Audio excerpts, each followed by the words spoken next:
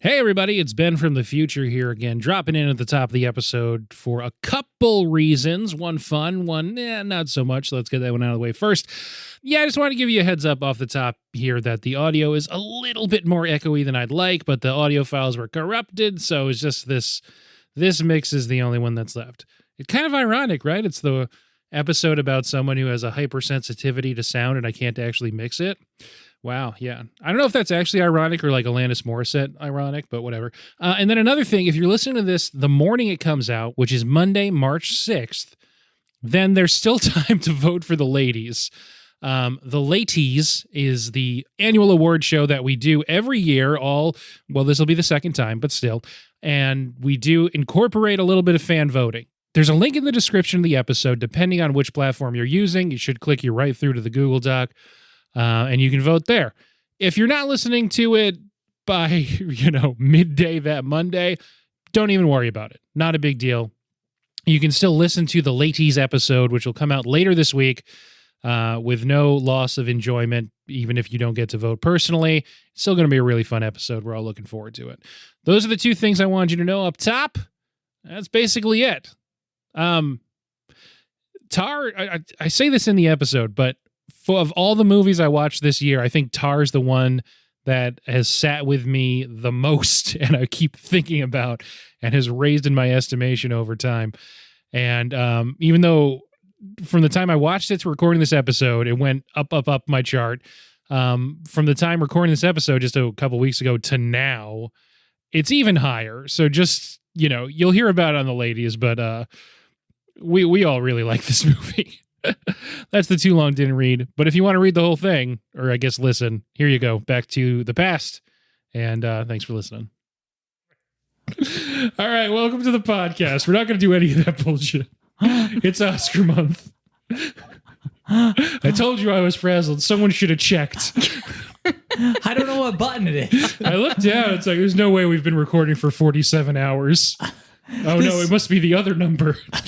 There's so many lights on that thing. It looks like it's always on. That's the problem. The other one should be like green or something. You haven't made this mistake in a long time.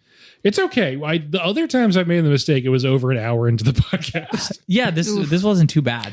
We had only done the intro. And here's the highlights. Welcome to Late to the Movies. This is a podcast where my friends and I get to fill in our movie blind spots. Each week, we'll pick a movie that either I or a guest hadn't seen before and really should have by now, even if it's only been out for a couple months, because this month is Oscar month and we're doing current Best Picture nominees, starting with Todd Field's Tar.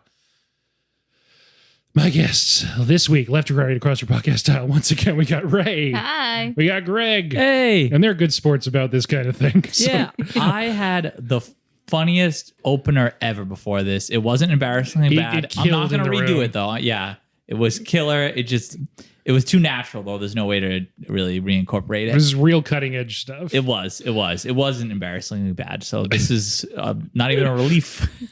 It's nice that you got to practice. It's nice that we all get a second chance. I appreciate it. I was already late in the first place. But as Tyra would say, you cannot start without me. Time is the thing, etc.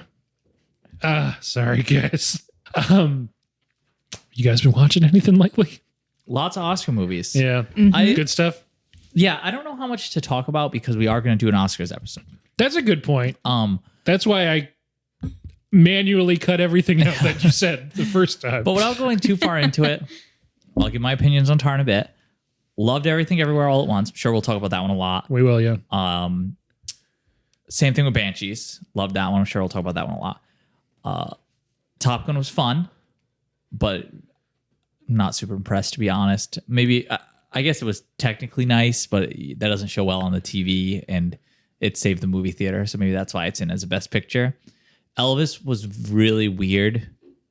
I don't know if I'll talk about that one a lot. A lot of snow jobs in it.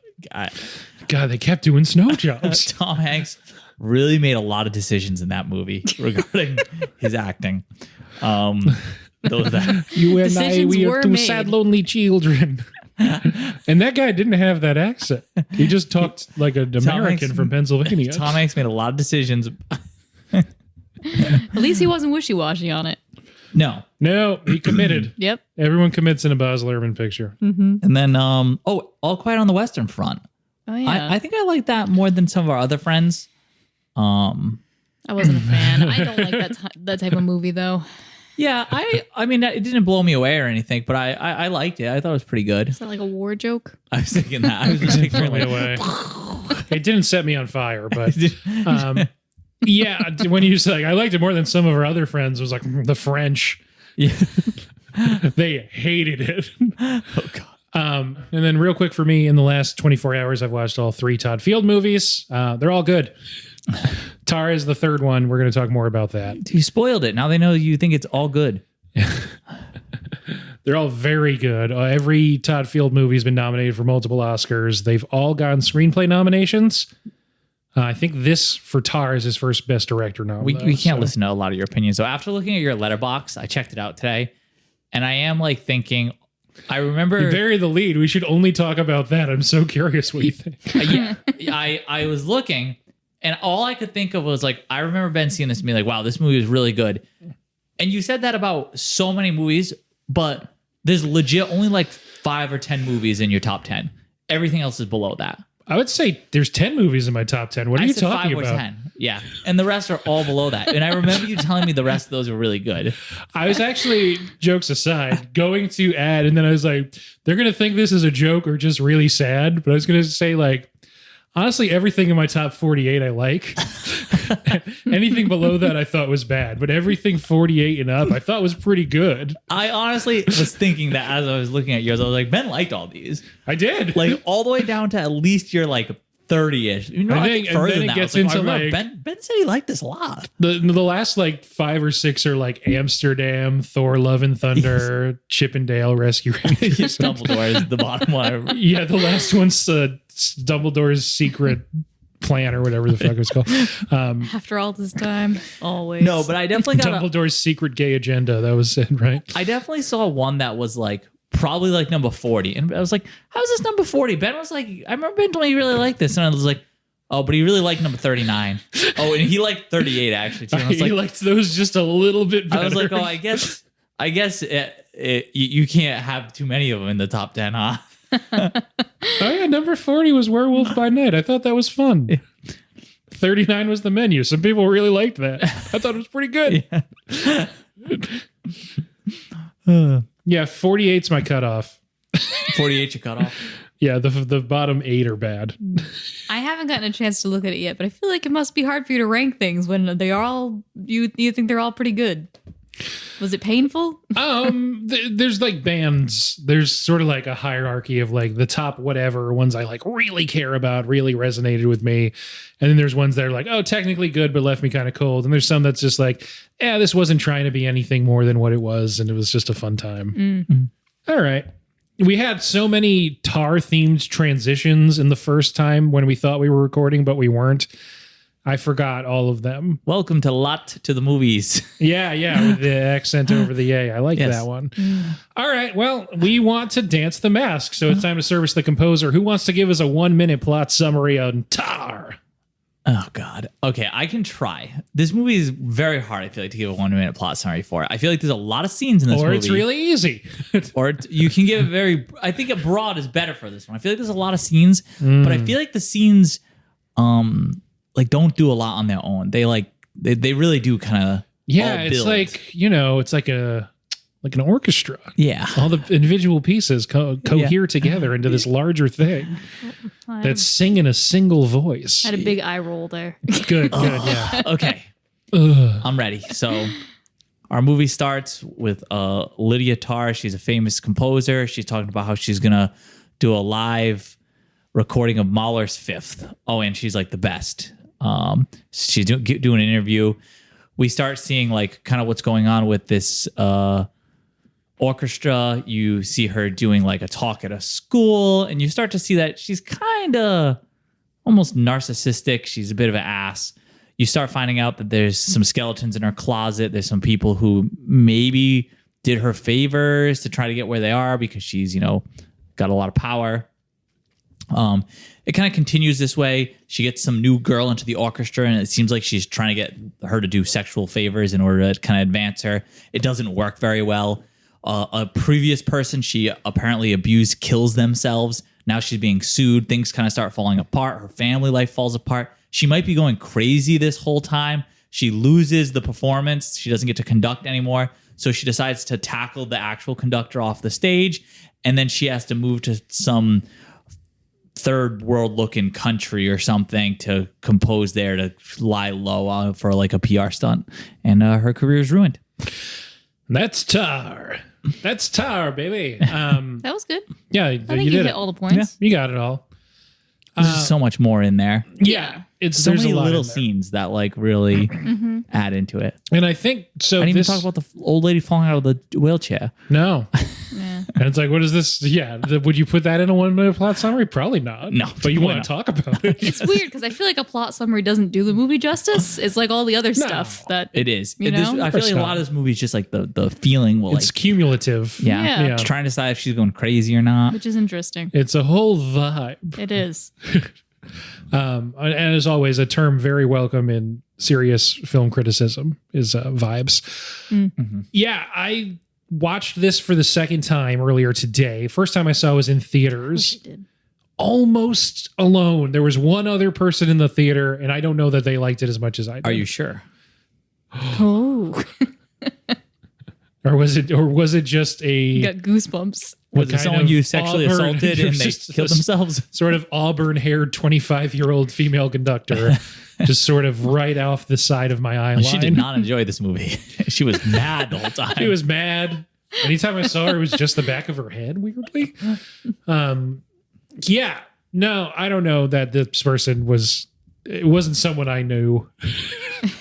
I didn't have any kind of history with this person. I think they were an older lady. Maybe she saw herself in Tar. Was don't it Tar? I didn't turn around. I should have seen if it was like with the sunglasses and the hat pulled down. Could have been. Was it Lydia Tar undercover? Should have checked. We'll never know now. I didn't know that we'd spend this much time on the one lady in the theater. Yeah, I'm sorry. So what did you think of the movie overall? I thought, so what I was going to say was watching it a second time, there's a lot of things that I didn't pick up on the first watch because the movie sort of takes a while to unfurl and give you a full picture, not only of the different things happening, but just what the movie is about. And I don't mean like I don't mean like a message, just like what's going to be the plot of the movie isn't really apparent until about halfway through. Yeah, I'll say the first half of the movie, we sat through and we were watching, and when we booted this movie up, we had decided we wanted to have a snack at some point. So we're like, oh, we'll find a nice stopping point. And it was legit like around that point. Yeah. Paused the movie, and I was like, this movie's been pretty slow so far. I don't know what is happening, but I was not disappointed in the movie because I was like, they're building to something. I don't know exactly what it is, but they're giving us a lot of stuff. Yeah, it was. And I was like, I was very hopeful that there was going to be a good big payoff for this. Yeah. It was very funny where we decided to stop because we got to like sit and talk for a minute, and I was like, Greg, I don't know what is happening in this movie. I don't know what the story is. I'm not sure. Like, am I missing something? Like, I feel like I'm dumb. I don't know what's happening.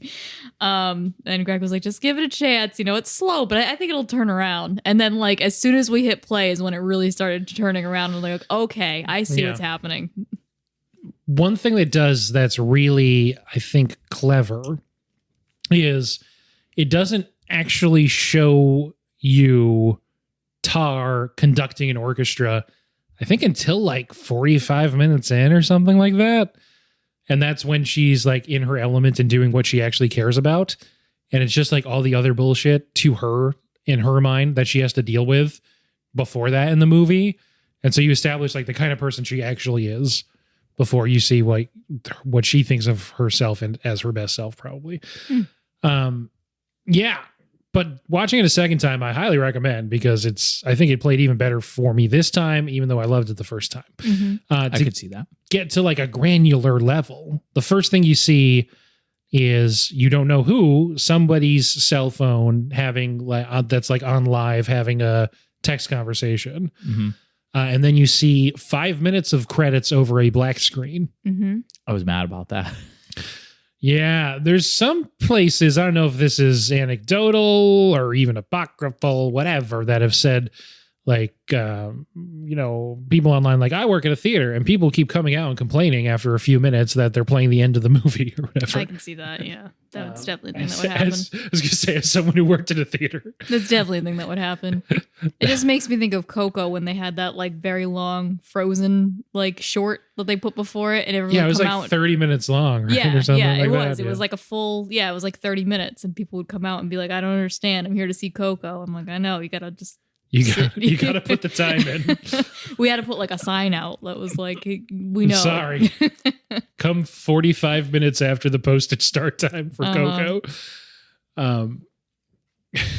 Yeah, you got to just cut Maria Menounos out of there and just be like, okay, 20 minutes before the movie starts, we're putting on Frozen. All right. Yeah. So what'd you guys think of that? The credits in the beginning? Yeah. I turned to Ray and I was like, I hate this movie. I'm so mad right now. Credits are supposed to be at the end. Greg was They're furious. wasting my goddamn time. I was so mad. I've seen some discussion about the credits, but I don't know if do we talk about the credits first? I don't know. This is when they come up. I guess it is. What is it putting you in the mindset of as you're watching? Just anger? Just like, you're wasting my fucking time? Verbatim, I think said they are wasting my fucking time. In the theater, obviously you don't have the option to fast forward. Although I didn't fast forward though. I was like, this is how it's fucking meant to be, I guess. Whatever, Todd. Yeah. Well, do it your way. Yeah, there's one. So a couple things happened to me. One is obviously now that we've all watched the movie so many times, it never really exactly tells you what it's about, but if you see what Tara's talking about, it kind of does. And a lot of times she's saying, like, what did the composer intend? What was their intentions? So it's like, okay, what is Todd Field's intentions with putting all these credits first? Mm-hmm. And really starting backwards, it doesn't start with written and directed by.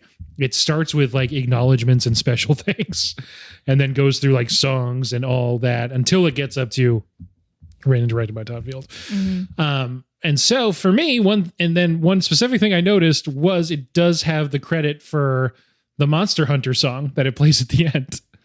And I did see that the first time I watched it. It was like, wait, why is there a credit for a Monster Hunter song in this movie? That is interesting. And then I forgot about that 2 hours later, and then the end started happening. I was like, oh no, it's happening.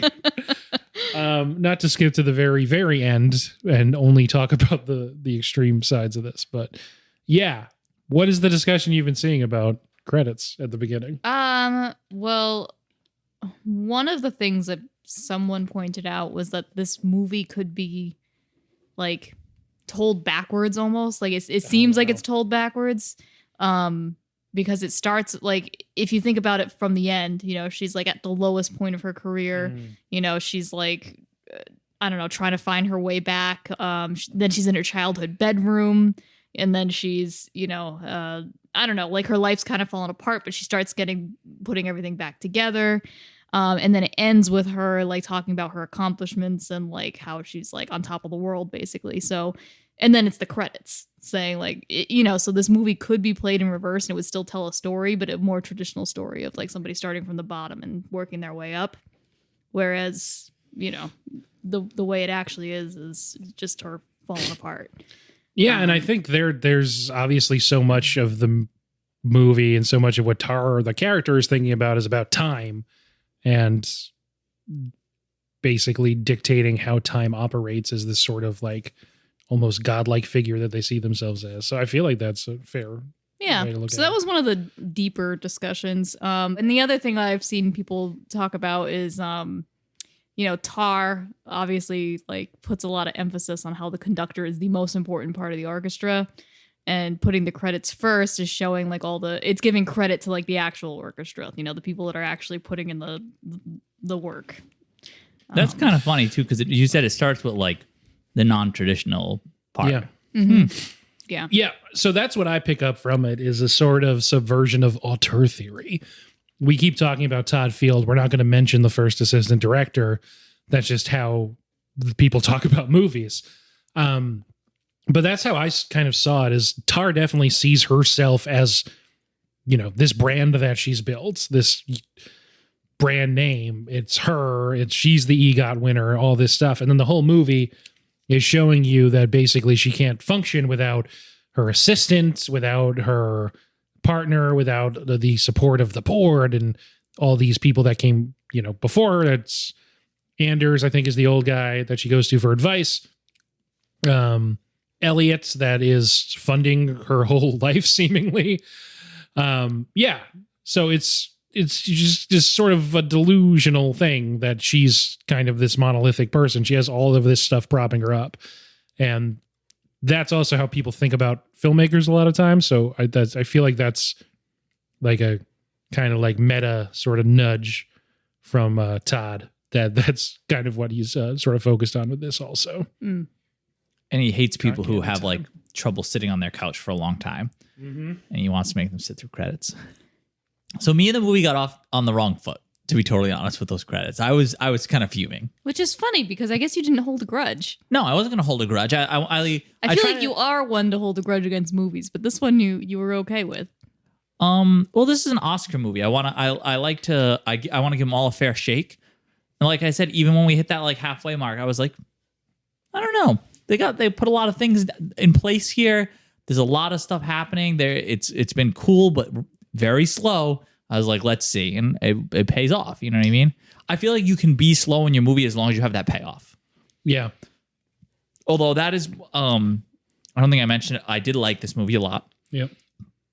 Probably in my top 3 of like the Oscar season so far. But my one criticism, I think, is that the beginning is a bit slow. Yeah, I think it helps establish this kind of bizarre tonal, almost dissonance. It's the kind of thing that Tar would say, in that she's being interviewed by a real New Yorker reporter, Adam Gopnik, seemingly at the New Yorker Festival. And it's this great exposition dump where it's the voiceover of him listing all her accomplishments. Mm-hmm. Well, it's montaging her like picking her collar for her jacket and laying out all the LPs and, her foot, and then Nina Haas's foot touching over the Mahler's Fifth. You see the back of the head of the girl and stuff. And and then Noémie Merlant comes in and she's mouthing the words. It's like, oh, okay, this is just like either she wrote the Wikipedia page or this is just talking points that Adam Gopnik's saying that she wrote or whatever. And so it's all this stuff that's in there. It's really dense. It's so dense. Yep. But it's not fast. No. Yeah. And that sequence goes on for a long time. There's some great lines in there, but it's like a long time. Yep. And that's a really, I think, big strength of this movie is how long some of these scenes are allowed to play out. But yeah, if you're just like, so what is this movie about, please? And it's like 15 minutes in and they're still just like chatting. Yeah, I think that was the tough the thing part about too. time. Yeah. Yeah, they use a lot of music jargon too. And, if you don't know, in like really deep music jargon. So like if you're not familiar with it, it's hard to like pick out what's important. I think it does cut that down after, but the first like 2 scenes-ish. Right. Which are like the New Yorker beginning scene. And then it's her like chatting with, the guy like over dinner, right? Elliot. Elliot, yeah. Yeah. Mark Strong with an American accent. Yes. And crazy hair. He's usually a bald guy and he's British. Yes. So that's another one where it's a bit of a longer conversation. There's a lot of music jargon in there. Yes. Yeah. Yeah. Yeah. Because that's what they start talking She about. gives him the breadcrumb of just have him bow freely. Yes. He just wants to see that performance score. Yes. And I like that comes back because like it doesn't for a long time, but he wants her like performance scores. Yeah. And then they also mentioned, but only very, very briefly, and I don't know if they ever like it comes back, but that's where they talk about they run like a nonprofit kind of thing for. Yes. They never say this is the accordion. It helps young women and place them at orchestras around the world of import. It never says that. You just kind of eventually were like, oh, that's what they were talking about an hour later. Mm-hmm. Yes. Yeah, that's why I think a rewatch would be well, beneficial. that was my experience of like, oh, okay. I know what they're talking about this time. Yeah. Yes. Yeah. Yep. I caught it the first time that they were talking about some kind of like non-profit for girls or something like that. Yes. And at the time, it doesn't seem weird because you don't know that she's like abusing women. But And that's also the first time anyone mentions Krista, where where she's like, I mean, we're placing everyone, and he's like, well, not everyone. She's like, oh yeah, well that. Oh. And right, yeah. And the first time you watch that, that's only like scene 2 or 3. You're like, okay, I don't mean shit to me. Yeah. Right. Have you guys seen Noémie Merlant in anything before? She is the assistant Francesca. She looked very familiar. she looked familiar, but So I I feel can't like think I of her. must have. So she starred in, and when I say star, obviously is an accent over the A. She starred a few years ago in Portrait of a Lady on Fire. Oh, you loved that one, right? I did love that one. So I was really excited. I think going into this movie, even me, I didn't know she was in it. So when she pops up in that opening montage, I was like, oh, fuck. That must have been a nice surprise. That person's awesome. It was a nice surprise. As we're recording this, earlier today, she won a César Award. Caesar, I don't know how the French pronounce it. But Accent it's like over the A. Yeah, César, probably. The accent's over the E. César.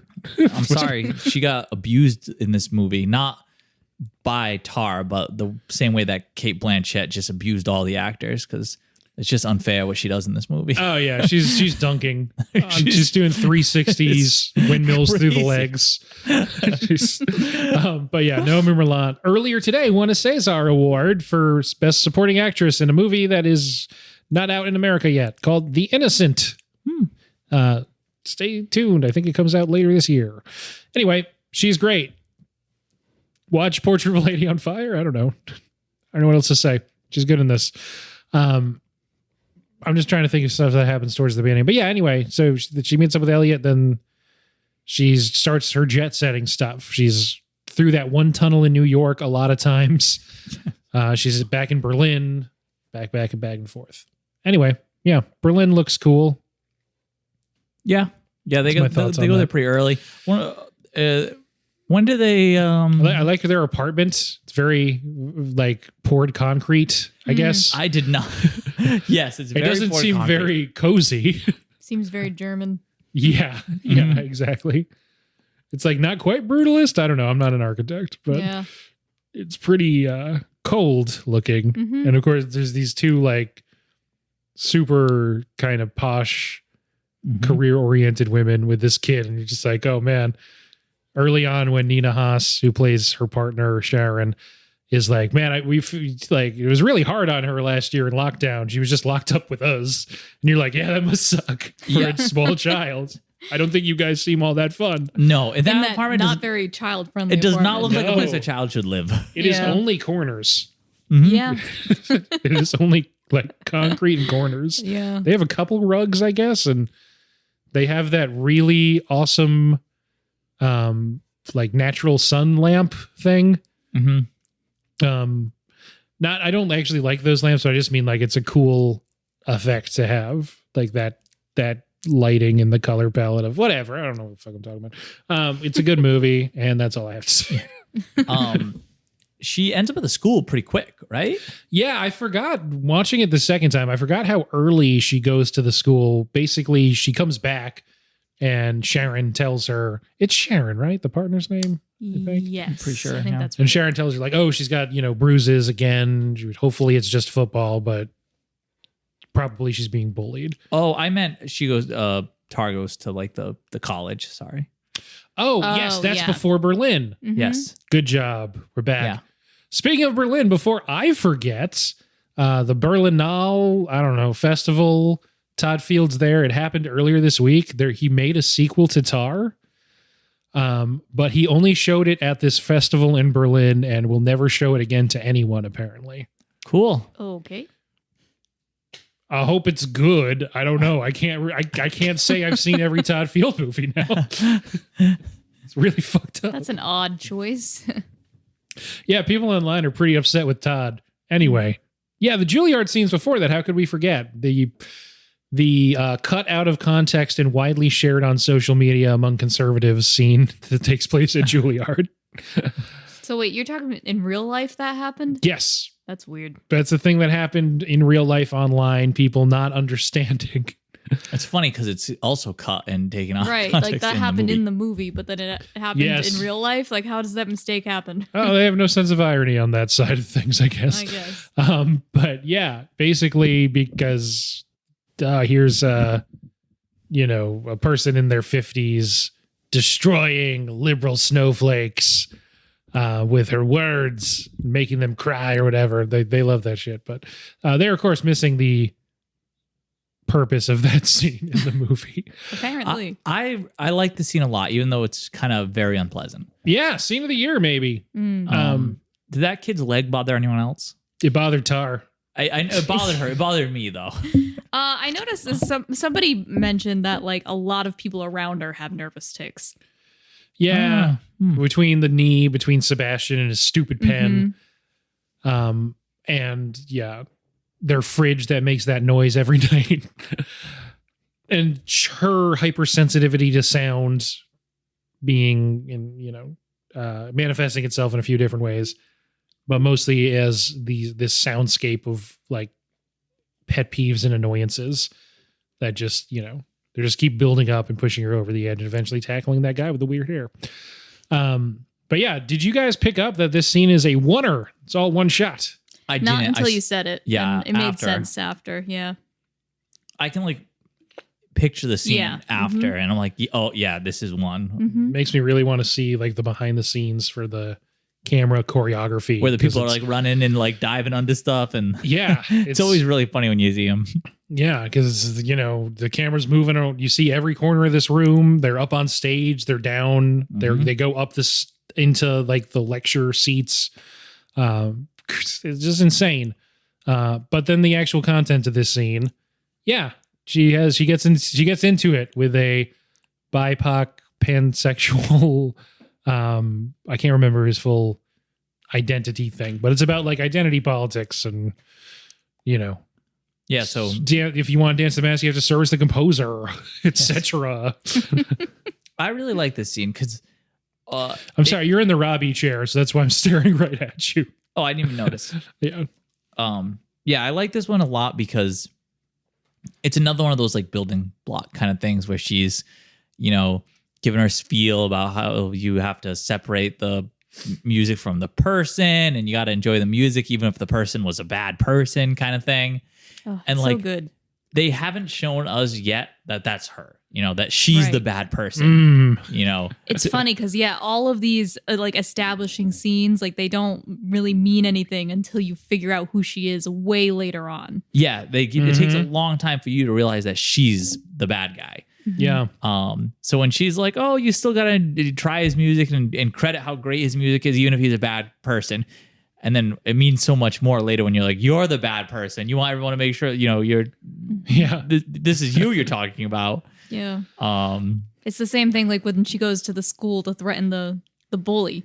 Yes. It's like a little girl and she's saying like, I'm bigger than you. No one's ever going to believe that I said these things Yeah. to you. And It's just his power. Yeah. And her enjoying wielding it in a way that's really unseemly.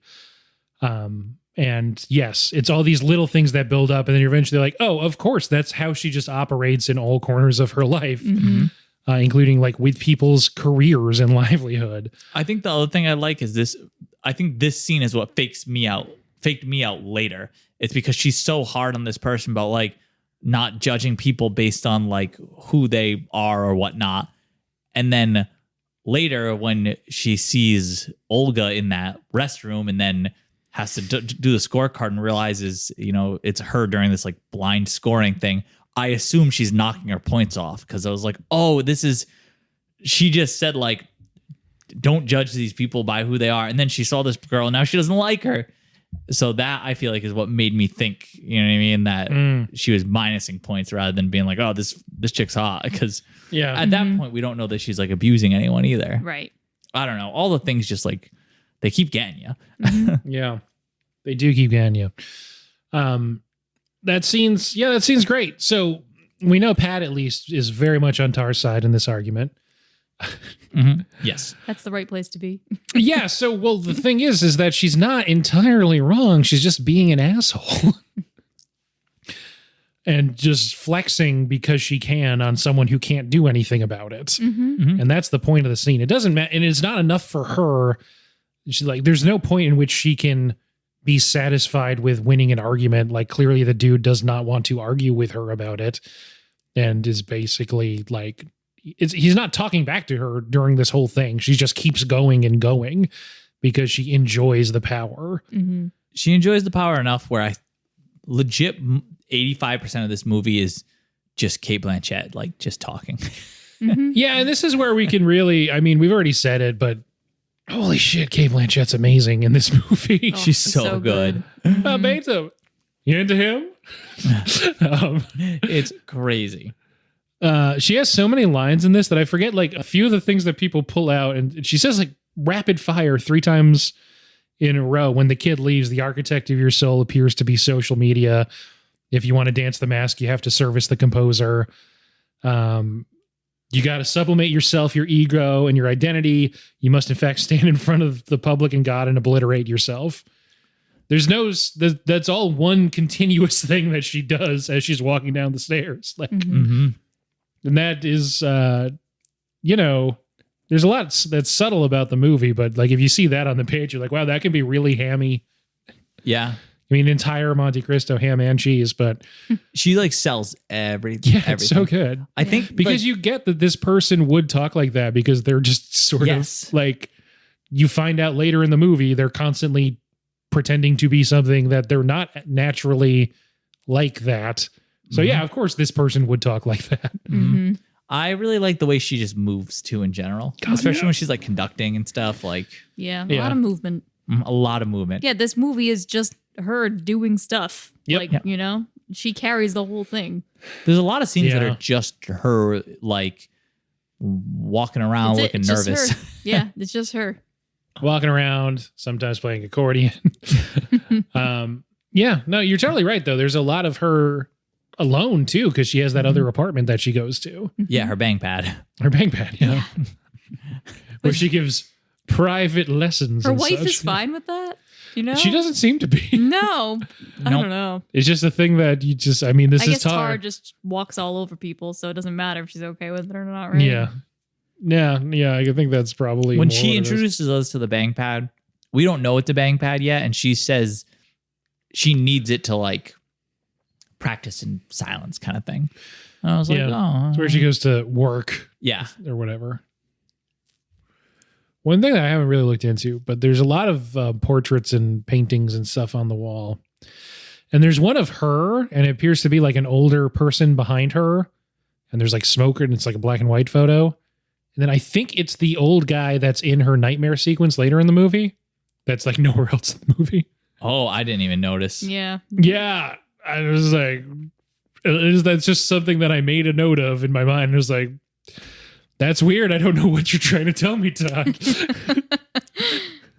He probably answers that in Tar 2. Yeah. Tar 2, The Revenge. Yeah, well, it's called The Fundraiser, in fact, and I will never see it, apparently. But yeah, no, you're totally right. After the Juilliard thing comes before, and then another thing that I only picked up on the second time, when she goes back to the hotel room in New York, I know we were already talking about Berlin, but this happens before that too. Noémie Merlant's like, oh, you're getting lunch with your brother? And she's like, no, next time. And like, oh, I did not pick up on that the first time. Nope, yeah. Yeah, just says next trip. So yeah, they mentioned that she has a brother that early in the movie. Yeah, I didn't even realize. Which probably would have colors and stuff too. She's like, where's that brother at? And then yeah, Berlin.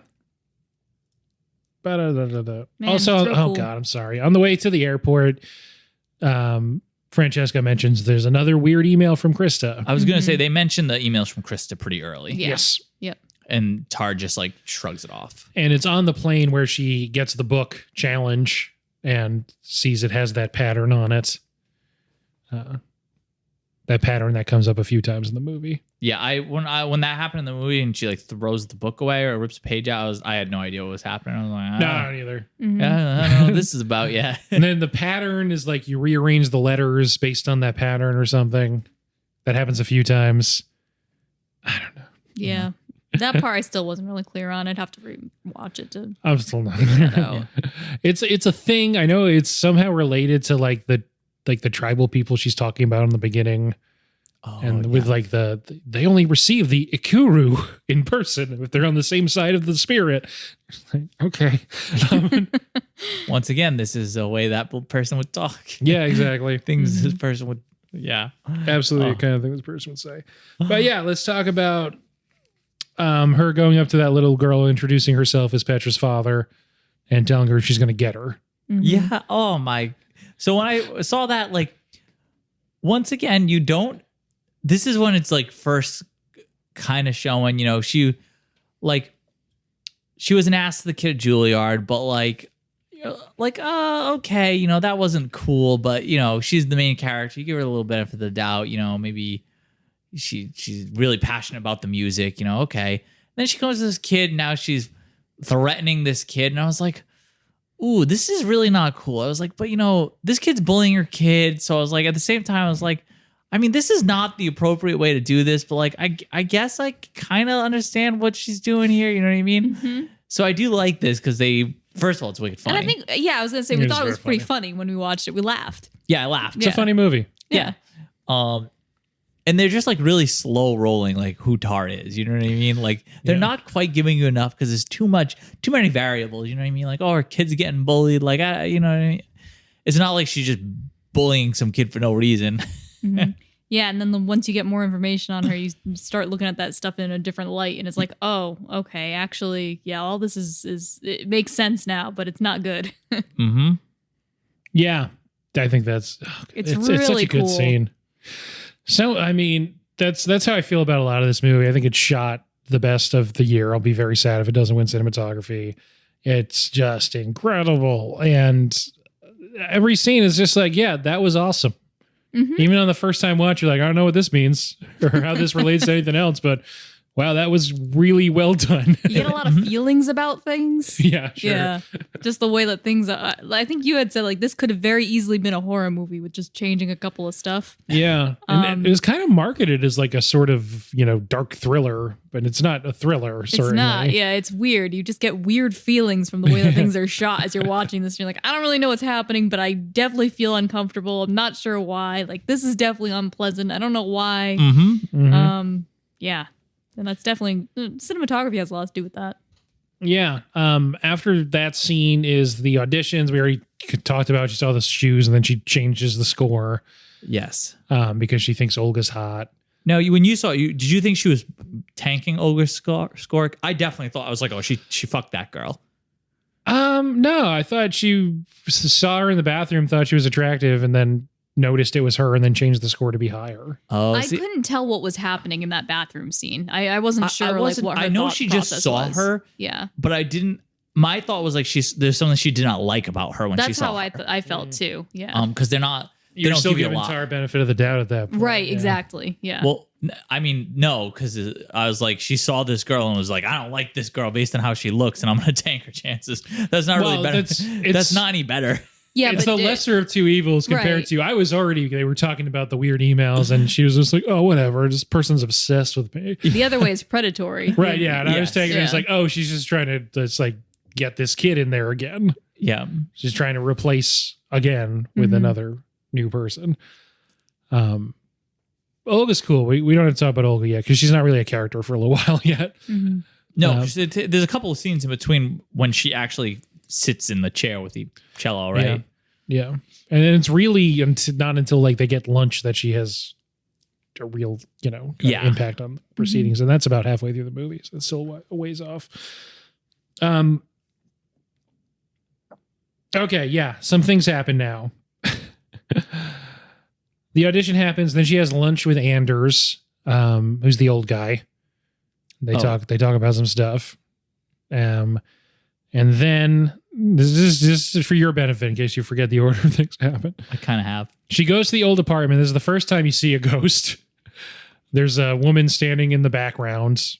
I did not see any of the ghosts. Yeah, but I noticed them this time because I didn't notice them watching it for the first time live, but then on Twitter, people were uploading, these Imager albums of here's a couple different parts where there is a female figure seemingly probably representing Krista because they have, the kind of red hair that's just sort of in the background that you don't notice. And it's a shot here in the old apartment where Tar is walking towards a bookcase. And in the background, you see this. The first time creepy. It's so creepy. It's funny because even without noticing the ghost, these scenes are kind of creepy. Yeah. That's the thing is it's all in there. Even if you don't notice it, it's just something unsettling. The scene after this is where she goes into the park and hears screaming while she's jogging. I was going to say, in the apartment, does she hear noises already the first time? I think so. She's playing the piano, and this is where she starts hearing that siren. The like yes, siren that she did obsesses over at this for point, the middle hour of the movie. Yes, I thought she was either going crazy or something was getting fucked up with her hearing. Because at this point, I think this movie is going to be about her fall. So I was like, oh, maybe she's going to lose her hearing or something. You know what I mean? Or she was going crazy. I had no idea. You know what I mean? Yeah. And then, the next scene is her jogging in the park and she hears the screaming that we don't know if it happens or not. Do you know where they sampled that screaming from? Ooh. No. Me? Yeah. No, it's me. It was my screams. Oh, okay. It's from a movie that you guys both talked about on this podcast. Unless that's a joke I saw online that seemed to have proof, but I will double check and edit this out if it's before What this. is it? Blair Witch Project. It's Heather at the end when she sees the guy standing in the corner. Oh, I really want to know if that's true. It sounds correct. I saw a video of the side by side. That's awesome. But that can be edited also. But I'm pretty sure it is. It would kind of make sense for this movie, honestly. Yeah. Yeah, it would. And I think because it's Heather in Blair Witch screaming, and I think she says it's Mike, right? Is the guy? Yeah. And this time I was listening for it, and the voice does say Mike. Yeah. Huh. And screaming, it's Heather from Blair Witch. That's funny. Or that's just sort of a really good joke with a lot of layers to it that somebody put online and I fell for. That's fine too. And you know what? I'm not going to check. Yeah. There you go. Be confident. I'm just going to believe it and be happy about it. The world's a more magical place if that's correct. Yeah. So this scene is one, honestly, I forgot about. Which one? Her in the park. It's pretty early in the movie. It's pretty early, and you still don't quite know what's happening in this movie or what it's about. And by the time you do, the scene is no longer relevant. Yes. Well, sure, yeah. Just sort of to her mind state of this kind of paranoia almost. Yeah, paranoia. Because I feel like they really lay on that, hey, what if she's I really think there's a plot there where you're supposed to think she might be crazy or something. Or having some kind of mental breakdown. I thought Absolutely, it was that's going to in end up there. being, because right before that they showed her playing the notes of that alarm going off, so I was like, oh, they're showing her talent of recognizing pitch and her surroundings. So I thought that it was going to be when she heard the screaming, she was going to be inspired by the pitch of the screams and create some kind of composition. And I was like, oh, this is messed up. So I'm glad that it didn't go that way. No, she's just kind of terrified by everything. Yeah. It's that thing that after you watch a scary movie and every sound is terrifying to you, but if you weren't in that headspace, it would just be normal. She's just sort of in that headspace for most of the movie. Yeah. And then she's back in the apartment. She does the thing where she's playing a melody, and then as it's resolving onto the last note, there's an awesome cut to it's the low angle shot up at her while she's conducting. She's got her arms like that, and she's throwing her shit around. And so it's just her on the piano, and then it resolves with a huge sound from the orchestra. Great cut. Good job, Todd, or whoever did the editing. It's funnier just it's all Todd. Todd's a fun name to punctuate sentences with. That's the problem here. Todd is basically the god of this movie. Yeah, Todd God. And this is the first time you see her doing actual conducting. And again, there's not a lot of buildup. It's just boom, here it is. And you can see she's just it's just such a powerful thing from below. And it's the cool image they use on a lot of the posters and stuff of from below with her head back and she's got her arms out wide. Yeah. Then she tells Knit that she's going to rotate Sebastian He's the first person she tells. Does Olga He's show in up? the orchestra, but also on the board. Yes. I guess that's how these things work. Did Olga show up in that scene when she's conducting? Is that when we first see that she's been added to the orchestra? Not yet. Not yet. Okay. Pretty sure not yet. That makes sense. I think we might see the orchestra once without her. Yeah. And it's just boom and it's bang and it's cool. And she's telling like, you got to really hit it. And you see that she does the thing where she switches mid-sentence between German and in English. Mm-hmm. I don't know if that means anything. I kind of don't think it does. I think it's just cool. I think this is where I realized her wife was in the orchestra. I don't think I realized that at first. Mm-hmm. Yeah. Yeah. She's the first violin or whatever. First violin, yeah. The one that gets their hand shook at the beginning. Yep. Yeah. And that's a cool scene. Nina Haas actually had to learn how to play violin for this. Oh, really? I was thinking, I was like, oh, how many of these people had to Or learn? either she already learned, but that's them playing instruments in there. That's Cate Blanchett doing the conducting, obviously. We were wondering about that. Yeah, I was asking. I was like, well, is this all like real instruments? I think the woman who plays Olga just is a cellist Okay. first, and then they put her in this movie. That would make more sense. Yeah. Yeah. Isn't that the Armageddon strategy? Where you find the It's miners and teach them to- it's so much easier to teach drill people to be astronauts than to teach astronauts How to to drill. Yeah. Well, then, listen to the Ben Affleck commentary for Armageddon in case if you haven't already. Very funny. Does not have a high opinion of that film or Michael Bay. And then the next scene is when Francesca tells her that Krista died. Oh, yeah. And she's like, delete. Yeah, you're right. There's like a lot of things that like, okay, I don't know if any of this matters. I wouldn't put it in a 1 minute summary the first time I watch it. But there's a lot of things. But we're not even like halfway through the movie yet. No, and this Yeah, stuff we're is already like, at an hour. it is like important. It's very important. Every scene only does a little bit. That's what it is. They all lift just a Yeah. little bit of weight. And I think we're doing a good job like in analyzing as we're going, not just going, and then this happens and it was cool. But that's how I feel watching it. Yeah, because you can't analyze like any of these scenes until you have the information from those future scenes. Yeah, you need the big picture. You need the big picture. need They're everything. giving you little tiny pieces. And like as you get them, you're like, this doesn't do anything for me, but I think it's going to be important. I'm going to put it away for now. Yeah, it's kind of sad because I'm never going to have that experience of seeing it for the first time again. It's one of those movies.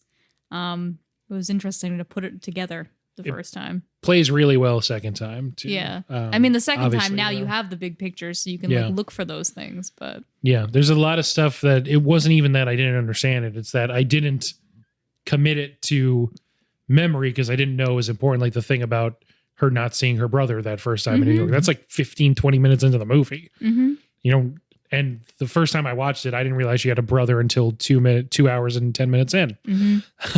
Yeah. So at this point, we already kind of have established that Tar's the bad guy.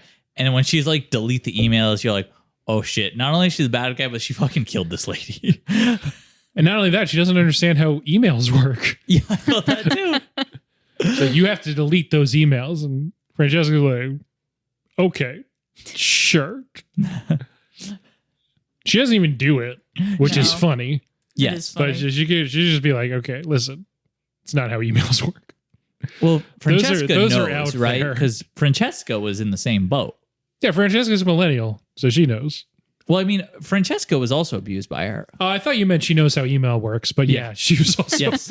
She has also it's So she knows that Krista would have been abused by. she has a key to her apartment. Mm-hmm. In this scene, when now Merlant's like, "Oh, I just need to be held," and Tar's like, "This isn't the place for that," Mm-hmm. implying like we both know where the place is for that. Mhm.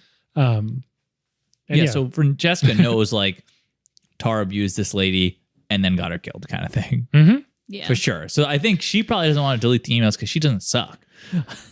Wait, hold on. Pause. You think she had her killed, or you think she's the reason that she? She's the reason she Okay. died. Yeah.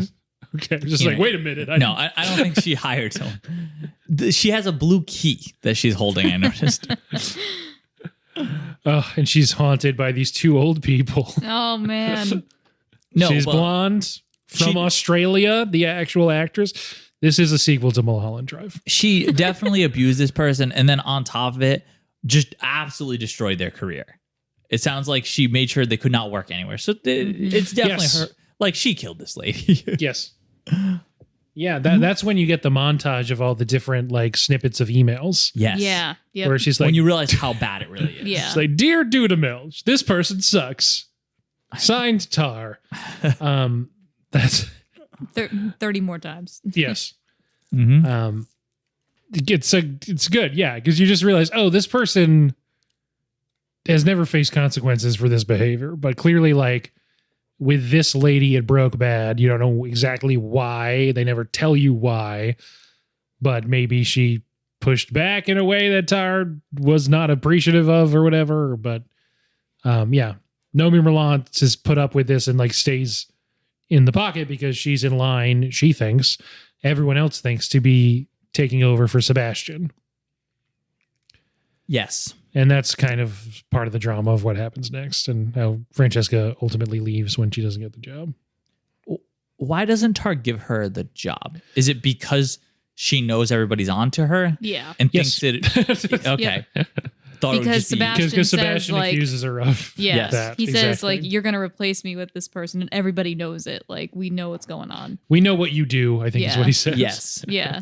And so she had to, like, try to cover her hand tracks. force. Okay, that's Yeah. what I thought. Mm-hmm. But at the same time, I was like, she knows Francesca's going to be fucking... You know what I mean? But I guess she probably was just like, you know, she thinks she's this all-powerful figure. Yeah. What can Francesca do about it? Mm-hmm. And that's what happens next is Sebastian accuses her in that he's not in a lot of the movie, that guy, but he's really good when he is in there as this guy that's like, I feel like so many actors do such a great job of presenting a full character in just like a few snippets of screen time. Like, you get exactly the kind of guy that Mark Strong's character is, Elliot. Mm-hmm. Like, he's this rich guy. He's not actually that good. If he didn't have money, he wouldn't have the opportunity to guest conduct as much as he does, obviously. And Sebastian's just kind of like, he's fine. He like, you know, mechanically knows what to do, but he doesn't have like much soul that he puts into it or skill Yep. or panache, I guess. And he keeps clicking that pen. It's good. I think they had said that somebody else has nervous tics. Was it Francesca? Or I don't know. There was a couple. They said a couple of people that surround her Yeah. all have like these like anxious kind of tendencies. She has to hold her daughter's foot. Oh, Well, that's true. mhm. It's a very specific thing. Yeah, not quite a nervous tick, but it's still weird. Yeah. That's why she doesn't have friends. I can see why she's bullied. I bully her. There's a scene right after that where she tells Francesca, my computer stopped working. Let me use yours. Also, go get me some matcha. Yes. And this genius plan to find out whether or not she deleted the emails actually kind of works, I guess. Just from a standpoint of now she knows she didn't delete the emails. Asks her to make a short list of people to replace Sebastian. This is where shit's really falling apart. Like, Yes. I feel like this is where she's backed into a corner and she's getting real crazy. Yes. And she's like, I'm super paranoid now. And Francesca's like, we forgot. We should have canceled that lunch with the cellist because she hasn't been accepted yet. Dar's like, no, I'll go. She has lunch with Olga. This is a great scene. I can't totally remember this scene, but she tries to tell Olga to order a certain thing, right? Yes. Cucumber salad. Yep. And Olga just doesn't do it, right? Correct. She doesn't do it. She eats with her hands. You know, it's Olga. Olga is really the tipping point for her, I feel like. Yeah. When she gets Yeah. hurt in and realizes like she cannot abuse this person. She tries to. She tries real hard. and Olga just is not about All it. her normal things just aren't working. Yeah, Olga, you don't know if she's like interested or just like kind of being nice, but she is sort of doing like the girlish, like she's waving to her when she gets out of the car and stuff. And she's got the teddy bear. That's weird. Adults, you know. And you're like, maybe she, and then you're like, oh no, she doesn't. Once stuff breaks in the news, she's just like, oh yeah, Olga's got no time for Lydia. I assumed that Olga was like purposely playing Tar, like to get ahead. Yeah, probably. Yeah. And that's, you know, no one can say that Tar doesn't deserve that. Well, Yeah, like she knew like Tar's MO basically, and was just like easy to get her to fall for it. There's a couple great moments that are like really funny when she's describing the activists, and we all go put flowers on her grave every March 8th. And she's like, oh, is that her birthday? And like, oh, it's International Women's Day. Mm-hmm. It's like, yeah, Tar wouldn't know that. Yeah, it's really good. Yeah. This is, she's trying to shift away from Francesca onto Olga, basically. Here's more sounds when she's trying to sleep. Creepy. Mm-hmm. Every time. Then she introduces the idea of doing the cello companion piece. Yeah. That scene's great. I love that. Yeah, that every scene in front of the whole orchestra is already great. But that's the one where like her wife is like staring her down. Everyone knows exactly what is happening. Yeah, they're doing like the Mexican standoff, 3 people kind of looking at each other, where Nina Haas is like looking at Lydia Tarr, then looking over at Olga. And they're like, is this really happening? Like, come on. Does Tarr think none of us know what's happening right now? Happens every time. And then she just becomes less and less convincing as the movie goes on. And it's the way... This is one of those things that I feel like would be so hard to pull off as an actor, but Cate Blanchett does a great job of like... She does a thing that the character Tar believes she's pulling off, making it seem spontaneous, that she's directing this over to the new girl. But at the same time, it's just try hard enough that everyone in the orchestra realizes what's happening and is not buying what she's doing. Yes, her acting's so good in this. Because that is like, there's such a fine line to pull that off. Yeah, she's going like, well, we've all been so far away from each other because of COVID. We should have it be an internal soloist. And everyone's like, yeah, good idea. And she's like, and you already have so much on your plate with everything else with the Mahler 5. Like, maybe let's have auditions. She's like, and I think the cellist's response is like, I technically have no problems with that. Yeah, I technically have no problem with that. Like, there's no way I can find to express that I have an issue with that, so I suppose I'm fine. Oh. I like that no one auditions besides the one person that doesn't like that lady, plus the other one. Mm-hmm. And then that whole scene is like, well, of course she plays that piece well because they only had seemingly a couple days to rehearse a really complicated piece, and one of them already knew it. Mm-hmm. And then the same thing where Tar is like, oh, well, we said it would be someone from inside the sectional. So then she's like, oh, well, we'll just throw it away then. And they're like, oh, no, well, she's good. And Tar's like, oh, well, if it's your choice, then I guess we'll go with her. Yep. Just completely like not accepting responsibility. And everyone's just like, we know what's going on. Mm-hmm. Yes, she's falling apart at this point. Because it's presumed that this is her normal behavior and she normally gets away with it. And it's just not working anymore. Mm-hmm. Yeah. In between them suggesting the auditions for the solo and the actual auditions is when Britta comes to talk to her, who seems to work for the board or represent their like PR wing or whatever, and tells her, and it's the same thing that Cate Blanchett's doing again, where she's like, this person died, and she's like, oh, really? I'm hearing of that for the first time now. And also there's been some accusations, and there's going to be a deposition, and we're hearing about that.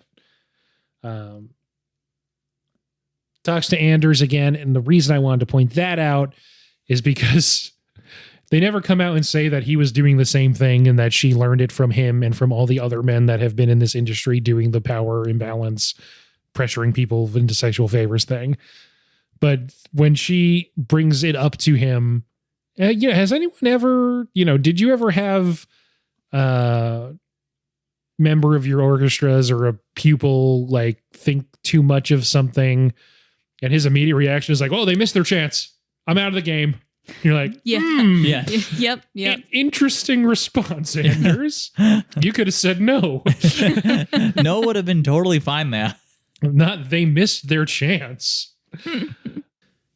After the solo editions, when she kind of breaks the news to Francesca, and I think that's the last time we see her. And there's still about like, I don't know if it's quite an hour, but there's still a lot of movie left. Last time we see Francesca, I mean. Oh, yeah. When her presence is felt, but And then she's also like in one of the weird kind of distorted dream sequences, but actually in person.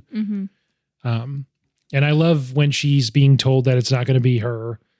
And it's a conversation between her and Cate Blanchett, but they just hold on Noémie Merlant's face. That's cool. I don't know. And you see her like go from excitement when she starts the conversation because she thinks she's going to tell her she got it, to just kind of like dejection, to then just sort of like immediate just sort of bitterness and like, okay, we're going to nail this lady to the fucking wall. Like, and yeah, she begins her little, she makes some moves off screen apparently, but we don't know that yet. Yeah. Petra's hiding from the nanny. She has her animals arranged in an orchestra. Yes. She's also, and then like with Play-Doh, she made one of those designs also, because that design keeps coming back.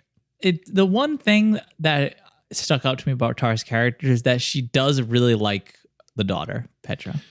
Yeah, it's loves as the daughter. Nina Haas tells her, it's her only non-transactional relationship. It really, and it's like before they make that comment to you already, it's very established. You're very, yes. They do a really good job showing like she loves this daughter. Yeah, we missed the metronome sequence earlier, but whatever. That happens. It's a pretty standalone sequence, but it's cool. Yeah. A lot of sequences where she's just hearing like kind of nightmarish, sort of floaty. Is this happening? Is she just like half asleep at 3 a.m. and picturing this in her head? You don't know. Oh, okay. They do a rehearsal with the full orchestra and with the soloist Olga doing the piece. And there's this great shot that has Nina Haas and Olga in it. I don't know the actress's name, so I should probably say Sharon and Olga in it while Tar's conducting the solo. And it's the eye line thing and the eye contact, and they have to be looking at her because she's conducting, but it's also, you see the kind of interplay there, and you feel bad for Sharon because Tar's the worst. But it's just such a cool shot. I don't know. It's good. You do good feel bad for Sharon. I feel so bad for Sharon. She looks very defeated. She does a good job in this one. Yeah. And this is where Francesca isn't around. Well, she's getting like pre-interviewed by her lawyers or the board's lawyers. You don't really know, I guess, specifically. And that's when she's told there's going to be a deposition that she has to go to New York for, which is news to her. She goes to Francesca's apartment after she's told she's quit. She finds another one of those designs on the manuscript for her book, Tar on Tar. And it's rearranged the letters to be rat on rat. Funny. Yes. Good one, Francesca. I love that Francesca is just fucking gone. She cuts and runs, dude. She's done. Over it. She makes a couple of other moves all entirely off screen, though. Though she is part of a pretty good dream nightmare sequence where she, being Tar, sees these kind of like weird in the black room images, potentially intimate images of alternately Nina Haas and Francesca and Olga, all sort of like this weird broken mirror effect. And then it's the shot of the bed in this like jungle pond with like a water snake going to it. And then you slowly start to notice that there's like Tar's on fire on the bed. And then there's a great match cut where she wakes up. And I think that's when, the rest of this is basically a waking nightmare for Tar because she wakes up from that and that's when the old lady's falling out of her chair. Yes. What'd you guys think of that scene? Weird, right? So weird. Yeah, very unsettling. Yeah. So weird. I liked it a lot because we've only seen the neighbor the one time where they came asking if Tar stole their newspaper, which I am sad there was no scene of Tar reading the newspaper later. Yeah, it would have been like the pills when she gets back to Berlin for the first time early in the movie. Yeah, where she was like, "Hey, you got any more Sharon's pills?" in the car to the plane, and then when she gets back, Sharon's like, "I can't find my pills. I'm dying." Yeah, she's like, "Oh shit!" And she's like, "I found them. They were where you left them." Yeah, I forgot about that scene. Yeah. But yeah, and she thinks the neighbor's gonna yell at her again, and then she's running to get the lady and pick her up. Like, and it was so unpleasant. It's really unpleasant. Yeah, and that's when you find out that the tone that she'd been obsessing over was that alarm, that alert. Yes. Yeah. Yep, her like medical alert thing. Yeah. Mm-hmm. Yeah, because she could never find. She kept trying to find it. Yeah. Yes. Could never find it. Mm-hmm. But that alarm won't go off anymore. We Mm. find out shortly after this that lady died. Yep. Yes. But like I said, this is all a waking nightmare now because this is when Olga comes back. They don't show them rehearse or anything this time.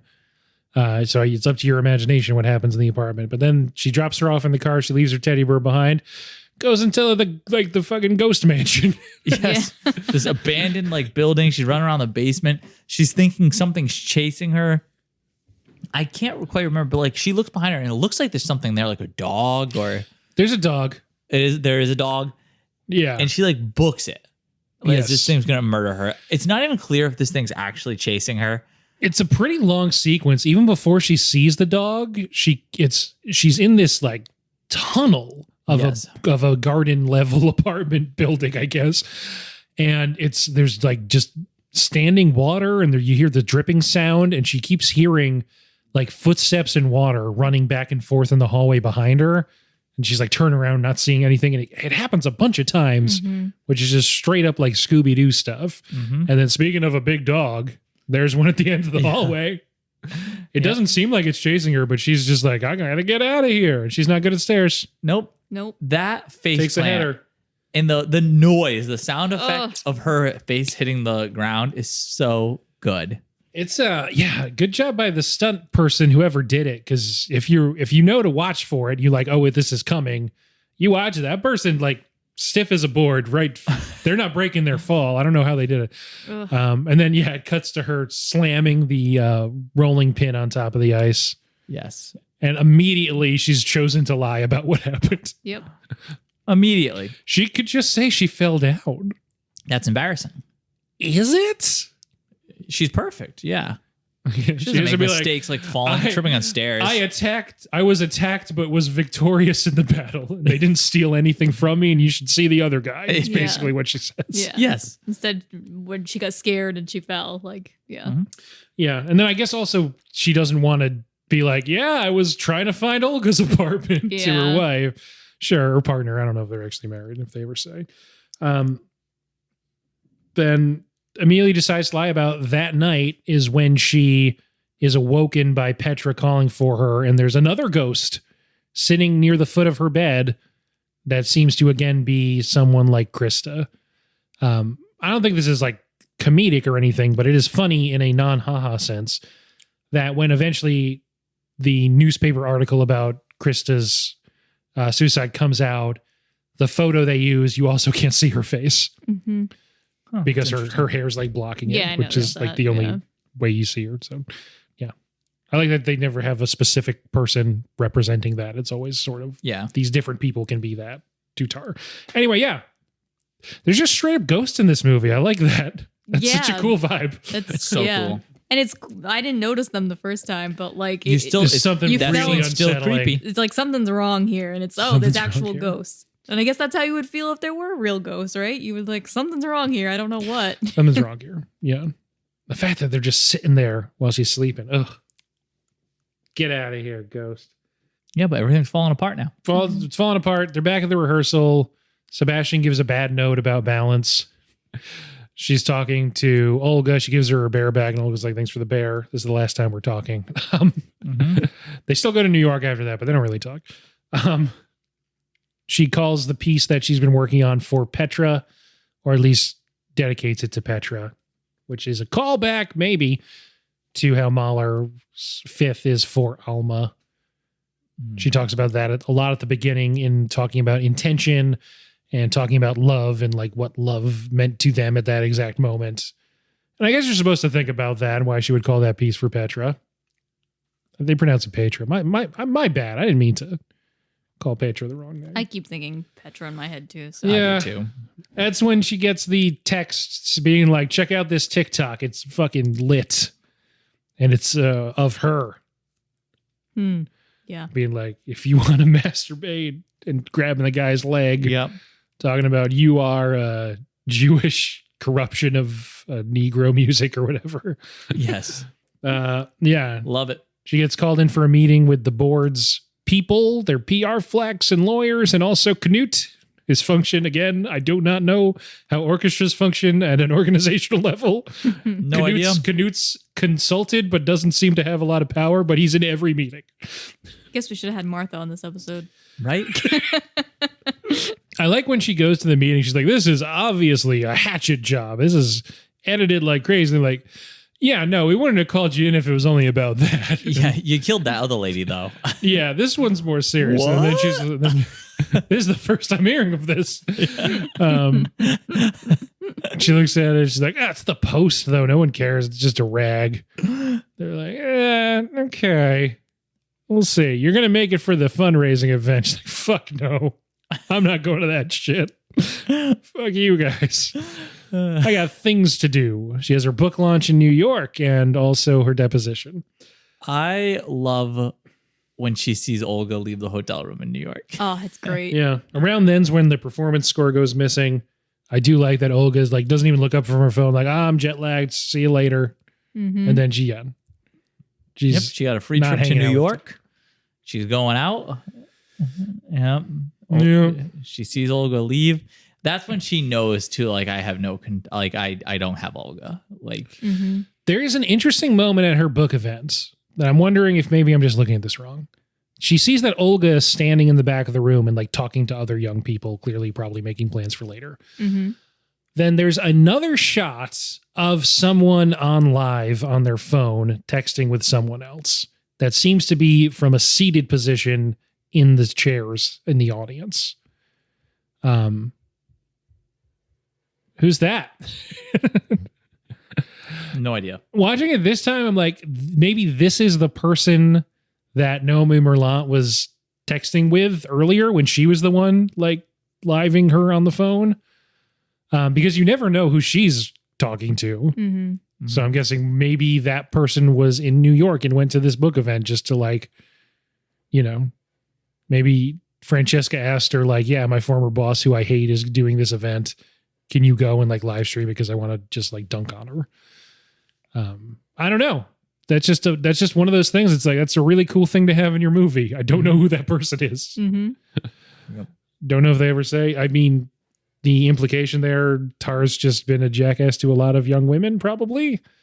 And a lot of people are onto her. And now this is like comeuppance, and they're all just like, it's that thing when the comeuppance comes and everyone wants to get in on it. Yep. Yeah. I love that there's the angry mob waiting for her. Yeah. Yeah, there is. Yeah. What did she ask you? Like, is there a back entrance or something? Right. Yeah. Turns out there's not. She sees that video that someone posted, like Tar's fresh meat of her and Olga. You see they had to like push through the crowd to get in. As soon as I saw it, I was like, how dumb are you to bring Olga to this? She's very dumb. But Sharon asked her the same question when she gets back to Berlin. Mm-hmm. It's like, why would you do that? She's like, I needed someone to carry my bags. My back hurts. Who was I going to get? Yeah. It's so funny because at the very beginning, you know, it seems like she's got all of her shit together, and then She falls apart. it's just, well, I don't even think she falls apart. I think it was just the whole time. It was just obvious to everybody except for her. You know? Yeah. She thinks she looks like she has her shit together. Everyone realizes she doesn't, but it's like this thing that, you know, if you want to look at it kind of cynically, the brand of Tar is paying a lot of people's bills. And once it became no longer profitable for them, that's when they cut ties. Yeah. Mhm. But until then, there's this huge apparatus propping her up. She definitely doesn't deserve it, but they're all getting, you know, they're all getting pretty rich off of it. Mm-hmm. From Elliot on down, even Petra. But not Petra. This is the conversation where Nina Haas tells her that all of her relationships are transactional. Mhm. Mm-hmm. Just a great line. What a mean thing to say to someone, She doesn't, especially when it's true. She doesn't say it meanly. It's just true. Yeah, she doesn't leave her at this point, right? This is around when you see that Tar has moved out and I like this angle. I think it's pretty, you know, Nina Haas's character, Sharon, she knows who Tar is. And I like that she says, it's not even the cheating or the bringing Olga and just looking stupid. It's the fact that you knew this stuff was coming and didn't tell me. Yes. Mhm. Like, yeah, that's a good point. She could have, but that's Tar for you. But yeah, this is when Tar moves out. No, but yeah, Sharon doesn't say me and you're not seeing Petra anymore. That's No. a little okay. That's a little longer. Yeah. I don't think she ever tells her that. It's just sort of, I guess, baked in. Oh yeah, does she not specifically tell her? No, this is when It's everything's clear, though. basically falling apart. Yeah. She's also never told that she doesn't get to conduct anymore, but she's already out at this point. Yes. I was gonna say, yeah. What's next? Is she in the bathroom? This is watching it a second time. This all happens pretty quickly because you're It like, she does. doesn't like actually tell her out. No, like, no, she is out. She's out of conducting. She's out of that. You see her move her shit to the old apartment. That it is funny that I think in this conversation, it's when Nina Haas tells her that place sucks. We hate it so much. It's like, that's a lot of rooms in that apartment with really high ceilings and like nice artwork and stuff and a full grand piano. Yes. So now she's living there, and this is when the neighbors come to comment on the music. Yeah. Can you let us know what you're Oh, playing? it was great. Correct. Yes. I love that it's so tar that she's just like, oh yes, thank you. That is me. You're welcome for the beautiful music. Yeah. If you could just tell us so we can work around that. Yeah. Just like we wouldn't want that. And then the accordion, is that what it is? Comes Yeah. out. Apartment for sale. That's should have been. Yeah, it's totally snubbed for best song at the Oscars this year. It's in the credits, and Cate Blanchett is listed as the writer, so she could have been yet another award nomination in her cabinet of many. Substantially more than she seems to want. But They should have put her in for it for consideration at least. they should have. It's really, I mean, you know what? I think people are always ragging on these songs that get nominated that are just in the credits and don't have anything to do with the movie. That's why I'm hoping Not To wins, because it actually happens in the movie. Like apartment for sale. And then, yes, Apartment for Sale, if it had been nominated, would have been my pick for that same reason. Perfect. Yeah, so like I said, all this stuff happens quickly. It's Apartment for Sale, and then it's opening night. You see the place filling in. You see everyone taking their seats, and then you see descending from a different kind of seat, Tar's shoes in the bathroom. She's been hiding in the bathroom. So who is the guest conductor of this part? It's Elliot. It's Elliot, right? Yeah. So yeah, Elliot comes out to guest conduct, starts conducting Mahler's Fifth. Tar fucking runs out. What is she? She yells at him like saying it's her, or does she just go for it? She at first she just goes for it, and then she starts yelling that it's her score. As she tackles him off of the stage. Yeah, she knocks him off the podium, off the rostrum, whatever they call that bit, and he's just like, dude, what the She's all fuck? disheveled and she says like eyes on me or something. Yeah, right? give me ice. Yeah. I need ice. Yes. So after she knocks him over, he's like injured on the ground. She And immediately gets up. gets on the podium, is like, I got this. Yeah, and she starts trying to conduct, and the whole orchestra is like, No thanks. we're not doing this. Not for me. This scene is the best scene I've seen this year. This is amazing. It's all bangers. Like I'm looking through it. It's like it's going fast now because every scene is like a standout in any other movie, and they're just like in a row here.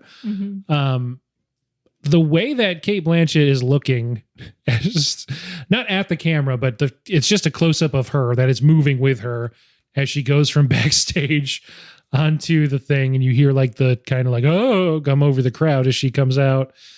And then, yeah, she just textbook spear. If Cate Blanchett does not come out and tackle that conductor at the Oscars, I'm gonna be pissed. I don't know if she'll do it because she'll be in a dress or something fancy, but I think there'll be a bit. There has to be a bit. There has to be. Yeah. There has to be somebody a else bit. could do it, pretend to be Tar, right? Yeah, that's fine too. There'll be a joke in the monologue where Jimmy Kimmel says something about like, oh, look out, conductor. Cate Blanchett's right over there. Keep your eyes on her, And I hope it's not that though, because that's the coward's way out. Someone needs to tackle that conductor to the ground. Or maybe somebody will come in, get Jimmy Kimmel, right? And, Yeah, that'd be take better. over hosting. That'd be good too. What a fun surprise that would be for all of us, really. Eyes on me. Eyes on me. Just if someone else does it besides Jimmy Kimmel. I mean, Yeah. They definitely have to do a joke out of that. But what a scene! It is we've gone for over an hour and haven't mentioned Stanley Kubrick. Todd Field, of course, was in Eyes Wide Shut, Nick Nightingale, and his movies, all three of them, often compared with Kubrick just from that frame because people like calling things Kubrickian and putting that in their letterbox reviews. This scene does feel a lot like a scene in Barry Lyndon where Barry and well, I don't want to spoil it, but it is one of the more famous scenes from that movie. And there is a tussle and it's very chaotic and it looks a lot like this. And it's, again, you know, the highest of society, the fanciest of the fancy, just sort of like, you know, basically in a mud fight. It's a great scene. I love it so much. It's so good. And that's basically it. Tar is like, you know, exiled from polite society, seemingly. I thought the movie was either about to cut to black or give me like 2 more minutes of like what happened, movie over. This is a good amount of movie left. There is. So I think we want to separately maybe tackle, not on purpose, the idea of where it could have ended if you don't like the ending, because a lot of people don't. But yeah, I think this is what most people say, like, cut to black, directed by Todd Field. Just like get out of here after that. Because, you know, you can basically intuit what's going to happen to her after that. Yes. But I like a lot of what comes after that. She goes back to New York. There's like a New York joke that she's taking a meeting and she's so far up. She's on like 58th Street now. And they tell her she's clearly got like the JV PR team. There's a poster for Stomp behind her, which I think is also a joke because like she probably thinks Stomp is the stupidest thing ever. And they're like, we want to be quiet right now. We need to do a reset, change the conversation. And yeah, then she's in the Philippines. Well, before that, though. No, yeah, you're right. I'm sorry. Go ahead. Yeah, she goes to her childhood home. Yes, she does. I really like this because she goes into her bedroom and is putting on her like children's medals, like the ones that every kid gets from whatever stupid event they went to. Yeah, for like the 8-year-old swimming instructional group or whatever. And she's like wearing them. It's awesome. It's so good. She's wearing that. She's watching old Lenny Bernstein tapes and crying. It is, yes. It does not get any lower than like you hit the point where you have to go to your childhood home and start putting on your medals from that you won when you were 8. She's very proud of all of her accomplishments. And that's when you find out that Lydia Tarr is not her real name. Yeah. No, yeah. Is it like, it's something. It's Linda Tarr. Linda Tarr. With 2 R's. With 2 R's, no accent. Yes, 2 R's, no accent. When she's looking at the trophies, there's a couple like, you know, certificate of achievement or whatever that say Linda Tarr. But if you miss that, then you get it when her brother comes in. Yes. It's like, oh, hey, Linda. Oh, sorry, Lydia. Yeah, yes. And yeah, great. I don't know who that guy is, but he does a great job. They never say what her brother's name is. Nope. And then she's in the Philippines. Yeah. He tells her, you don't seem to know where the hell you came from or where you're going. And where she's going is the Philippines. She's there. She has a meeting with what seems to be the equivalent of the board of a different orchestra, perhaps. There's no score. I love that they put this in. This part of the movie occupied a big part of my brain space afterwards, but the whole after the tackling at the Berlin Philharmonic is really like 15 minutes. It's really long. Not that. It is pretty long, but it feels like it's a half hour. Yeah. It's because it's a bit slow. Like she's in the river, you know. It's because you're like, what are we doing now? Yeah. Why are we just doing like an Anthony Bourdain, you know, no reservations travelogue? I love that they mentioned this early when she's just in a meeting with these people. This early being 10 minutes from credits.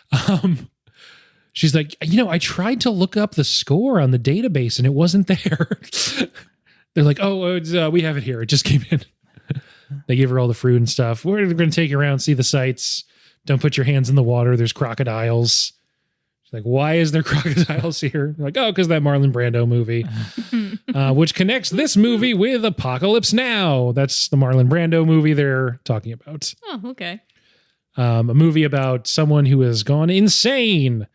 The fact that they call it a Marlon Brando movie makes you think that they want you to think about Marlon Brando's character who, went up the river and lost his mind, thinks he's some kind of god. So It's interesting. Yep.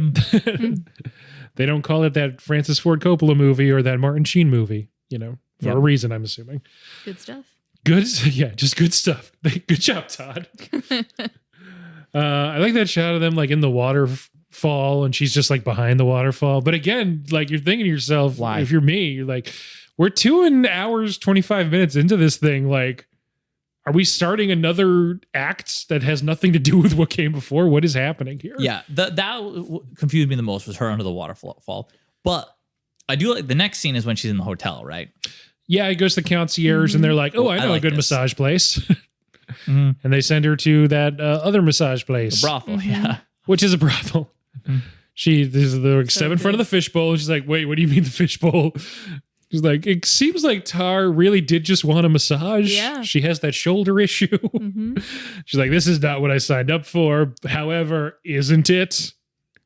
This is the check that she's been writing, Yes. They're set up like an orchestra. She sees number 5 vaguely in the place where Olga was, looks up and makes eye contact with her. And then she vomits all over the street. Awesome. Yeah, it switches to hand camera and it's kind of shaky and you're looking at her vomit everywhere. Now, is it her reputation has reached this far that desk guy knows to send her to a brothel, or she just gives off those vibes? That's what I assumed, because up until this point it was, she's being welcomed and she's getting flowers from like the people, and she has all this respect. I assumed that like her going down the river and then like the thing in the waterfall was like, okay, I'm gonna get a clean start here, and then she goes and she's like, I need a massage, like I'm sore. But even the guy there in the Philippines that works at the hotel knows her reputation. And like, that's when she knows like it's over. Like everybody knows like what my gig is and like there's no escaping it. Yeah, I like that. You think maybe the people who work for the orchestra like went to her hotel and be like, listen, this lady's like a VIP. You got to make sure she's got all the brothels that she needs. No, I think he knows her. He knows Tar. I like that too. Yeah, he knows that she like is famous for abusing these young women. Yep. It's like, so this is what she actually wants. For me, it was, and I think that's just as correct as what I'm going to say, if not more, probably more. This is what I thought the first time I saw it, was just that like, this is where the guy just like sends Americans. He just assumes that's what they mean. Yeah. And then her having that reaction was her pretty much what you said, just kind of like reckoning with, this is sort of like, all my relationships are transactional. This is what I've been doing. And not necessarily feeling bad about that, but sort of like realizing, the full weight of those actions, I guess, is kind of hitting her in that moment. And again, I don't necessarily think she feels bad about doing it. More just like, man, I really fucked up. She feels bad for herself. Yes. Yeah. Yes, that's what it is. She feels bad for herself. Yeah. Yeah. And that's kind of like hitting her. No, it's the consequences of my own actions. Yes. This is like sewing. Oh, fuck. I hate this. This sucks. I hate sewing. Sorry. Sewing. Love it. She's reaping what she has sown. She's reaping what she has sown. Yes. Reaping. Fuck. It sucks. No, thank you. And then then we're into the little denouement here, the best joke in any movie of 2022, where it's her and you see her introducing herself to the orchestra. We need to think about the composer's intent. What were they trying to say? Her studying it, making notes in her score, and then getting set up, going out into the arena. They put the headset on her and you're like, what's going on? And then like the screens come down really slowly and you're like, oh shit, what's this? And then a cutscene for Monster Hunter starts playing. And a slow pan out over the rows and rows of Monster Hunter cosplayers ends the movie in a really hilarious fashion. I laughed. The other person in the theater did not. But I think it's one of the funniest ends to a movie that I can think of. I think it is a perfect now. joke. I told you at the time, did not know what I didn't play Monster Hunter. So it didn't I've quite never land. played this, but I got that it was like a video game concert. I didn't understand that. I didn't know. Yeah. I knew it was something weird, something very low grade. Yeah. So I got Yeah. the gist of it. Well, Yeah. I wasn't even sure because I was like, I mean, at that point, there had been so many like weird. Plus, you see all the creepy things costumes. happening. You just get like, well, this isn't what she wants. Yes, yes. I got like where it was supposed to be. But at that point, I was thinking almost like The Shining with the dude in the dog costume. I'm like, is this like actually a thing that's happening? Like, what is going on right now? I like that version of This is it. I had real. no idea. It's just a bunch of ghosts and weird, like, you think, like, it's like a furry thing. I was very confused. Yeah. But then once it was explained to me that it made So I'm Makes curious, did you guys have an awareness of like the video game orchestra concert No. circuit thing? No. No, that's Okay, what made so me think that's- it was weird too. Was like, So if you don't know that's a thing, then it's hard to assume it's what's happening. I yes, think. I knew it was like, oh, this is low grade. This is not. She's fallen as low as she can go, basically. But I thought it was really weird because I was like, why would you ever pick this though as your example of low? Because I didn't realize that it was like a real life, actually really good example of like what she would hate. I thought Yeah. they just, why would you make up this weird random thing? Yeah. And but it happens in America too, but it's more I mean Monster Hunter's big enough, but the only ones that I'm aware of are like, they do the Zelda scores or various Nintendo things or Final Fantasy ones. Like People just love like their Nintendo really big. scores. Yeah. Yeah, really big ones. But it just is a missed the thing. reference. And people go. They're like really well attended things. People dig it. Yeah.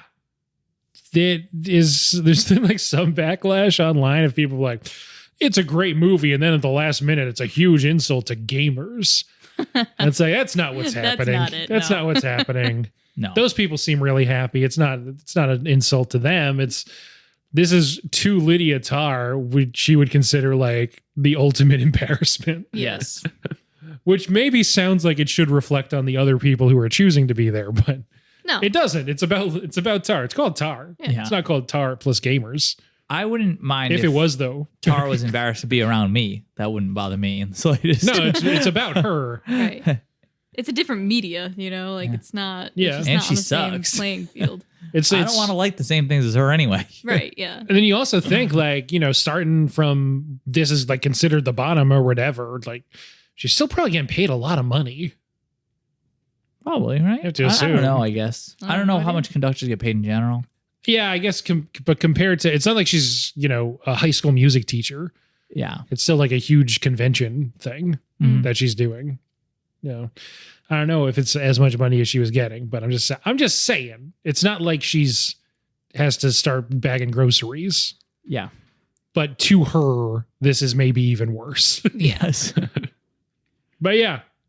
And you figure what? You think like a few years after this, she's probably fine, right? In real life, yes. Yeah. In the movie, I like to think no. I think she's probably fine. I don't think that's a good thing, but like, It could go either way. Yeah, sometimes some people they're done, you know what I mean? But I don't think she would be for real. anyway, that's a fun thought. What'd you guys think of Tar? I liked it a lot. Like I said, only criticism, the end was a little weird. I don't mind that it didn't end after the tackle. I just wish I had understood the Monster Hunter thing. It would have been a lot better. Yeah, if that hits for you in the moment like it did for me. Oh, it would have been so much better. And then, like I said, the beginning's a little slow, but it's worth it. So I'd say right now it's in my top 3, but I don't of like this running, but I don't know where I'd place it in there. Because I really like this one, but I really like the other two. The other two I'm thinking of is Everything Everywhere All at Once and Banshees of Inisherin. Cool.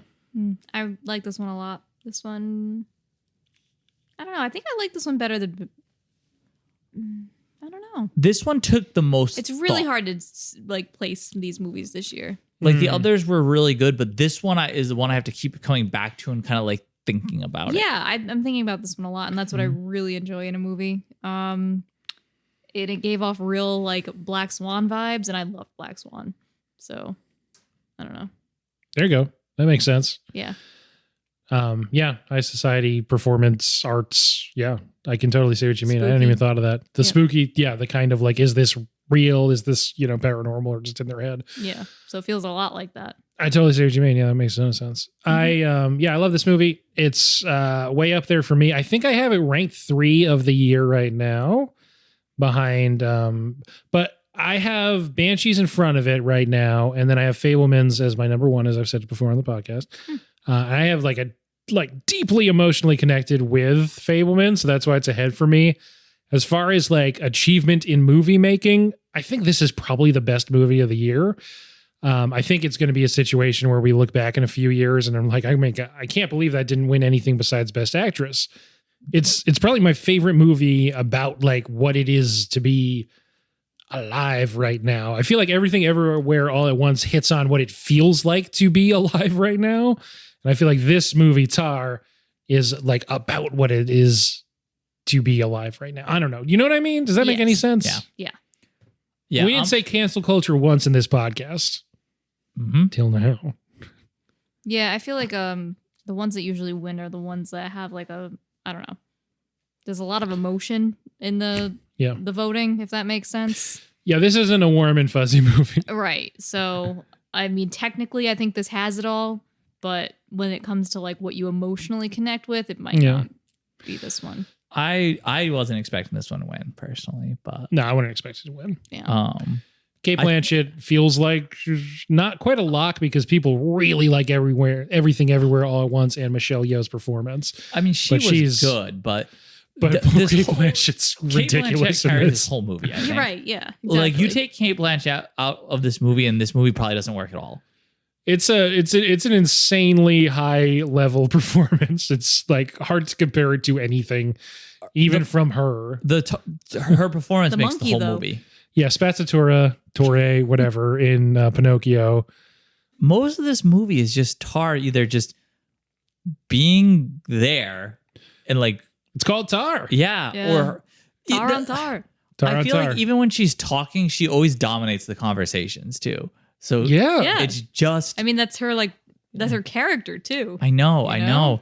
And I don't know if she wasn't played right, this movie just like it really needs that performance the way Cate Blanchett does it. And we touched on it before, but the way that she has to carry this performance off is someone who is clearly a poser, but has enough sway to carry it off in certain situations, but not all the time.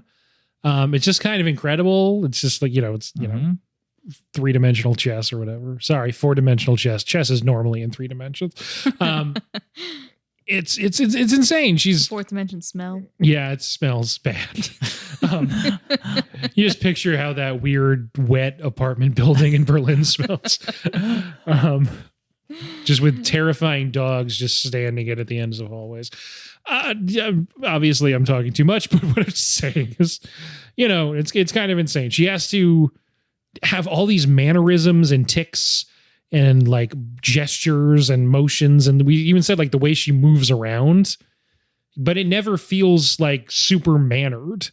It feels like someone who is trying to be something without it feeling like Cate Blanchett is reaching to do something. Mm-hmm. It's insane.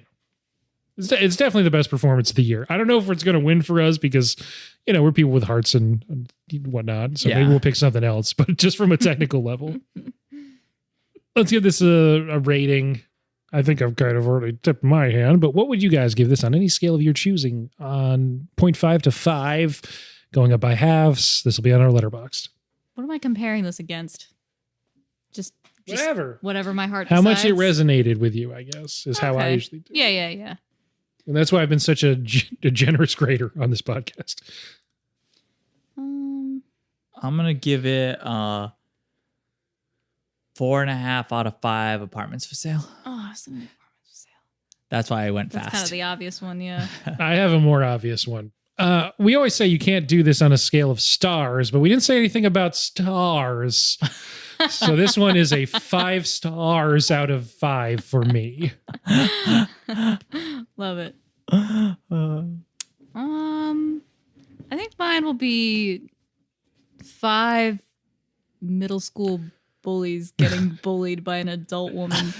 I like it. Thanks for being on. It was Ray and Greg. Wait, what's coming up? Next episode at the end of this week, if you're listening to the week it came out, will be the ladies. You guys will be on again. The other movies we're doing this month are all Best Picture nominees. We're going to do Everything Everywhere All at Once, which I'm kind of hedging. That'll come out the day after the Oscars. Mm-hmm. If it doesn't win, awkward for us. We're also going to do Banshees of Inisherin. We're going to do This Was Tar. I was going to say Tar, but no. Or Fablemans, and we're going to do Top Gun Maverick. So you're doing Top Gun. Okay. With the ladies, there's going to be 6 episodes in this 4-week month. Because I don't know. Stupid. I'm stupid. You're I'm an idiot. really dumb. This is so much work, you guys. I told Greg it's going to be a short episode. We're at 2 hours and 6 minutes, not counting the part we didn't record. I knew this would be a really long one. Oh, it's terrible. I looked at, we were at like an hour 15. It was like, and then she gets to Berlin. I know. All right, let's end it though. Greg, thanks for being on. Well, thanks. No problem. Ray, thanks for being on. Thanks. Anytime. You can catch us on this place that you're listening to. Also, Stitcher, Spotify, Apple Podcasts, Apple iTunes. Yeah, Apple's iTunes. Google Podcasts. Podbeans. You can Google it. It'll come up. Google it with my name. It might not come up without it, to be honest. The SEO, we got to work on it. Yeah. You can email Noah latetothemovies@gmail.com. You can look at all our fun posters at latetothemovies_podcast. Big announcement. We have a special new design for the ladies episode. If you order it now and probably pay way too much money, you can have it in time for that episode to come out in a couple days. Do it. Do it anyway. I don't get that money. USPS does, I guess. And then, just be cool. Be nice to each other out there like Tar would want you to. And then if I knew any quotes from Monster Hunter, I'd say them now. Look out, monsters. Here we come. That's the song, right? Yep. Perfect. All right. CR. A podcast for sale. There it is.